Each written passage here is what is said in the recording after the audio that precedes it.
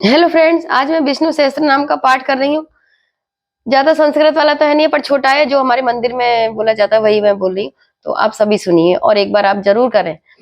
अंत बिना हजारों स्वरूप वाला, हजारों चरण मस्तक साथन अने बाहुवाड़ा परमात्मा, तमने नमस्कार हो। हजार नाम वाड़ा अने हजार कोटि युग ने धारण करनार एवा शाश्वत ब्रह्म पुरुष ने नमस्कार हो। जेथी नामी नाभीમાં કમળ એવા ભગવાન વિષ્ણુને નમસ્કાર હો। જળમાં શયન કરનાર શ્રી ભગવાન વિષ્ણુને નમસ્કાર। હે કેશવ, હે વાસુદેવ, આપને નમસ્કાર હો। હે વાસુદેવ ની વાસ નાપી ત્રણેય લેખવાસમાં વાળા છે અને જે સર્વે પ્રાર્થી પદાર્થ નિવાસી સ્થાન છે એવા વાસુદેવને નમસ્કાર હો। શ્રી બ્રહ્મ સ્વરૂપ અને સૌ બ્રહ્માંડનું હિત કરનાર એવા દેવને નમસ્કાર। જગતનું હિત કરનાર શ્રી કૃષ્ણને નમસ્કાર।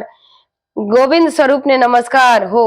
જેમ આકાશમાંથી પૃથ્વી પર પહેલું પાણી સમુદ્રમાં જાય છે તેમના બધા દેવોને કરેલા નમસ્કાર ભગવાન શ્રી કેશવ પ્રતિ જાય છે।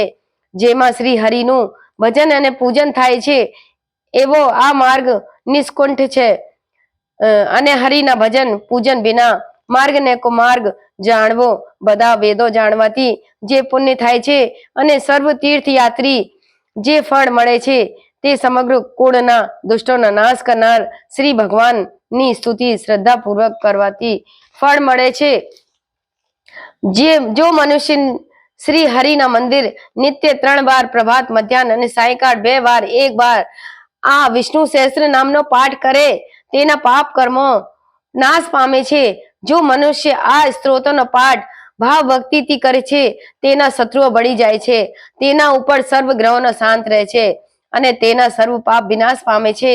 જેણે શ્રદ્ધા ભક્તિ પૂર્વક આ સ્ત્રોતોનો ધ્યાન કર્યું કે શ્રવણ કર્યું કે પાઠ કર્યું તેને સર્વ દાન આપ્યા અને દેવોની રૂડા પ્રકાર પૂજા કરી એમ સમજાવ્યું।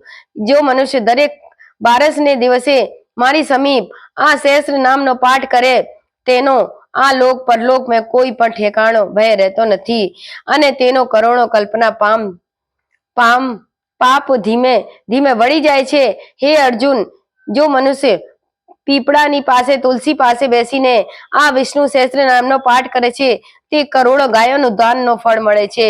બળી જો મનુષ્ય નિત્ય શિવાલય में अथवा तुलसीना वन में बेसीने नित्य विष्णु सहस्त्र नामनो पाठ करे ते मोक्ष ने पामे छे एवो चक्रधारी भगवान वचन छे। इति श्री जन्म महाभारत भीष्म युधिष्ठिर स्वादे श्री विष्णु दिवस सहस्त्र स्तोत्र संपूर्णम। ओम नमो भगवते वासुदेवाय। श्री कृष्णम शरणम मम। ये घर में बैठ के भी कर सकते हैं, तुलसी के पौधे के आगे बैठ के कर सकते हैं और मंदिर में जाके भी कर सकते हैं। तो प्लीज आप सभी जरूर करें और लाभ उठाएं। जय हो पुरुषोत्तम भगवान की जय।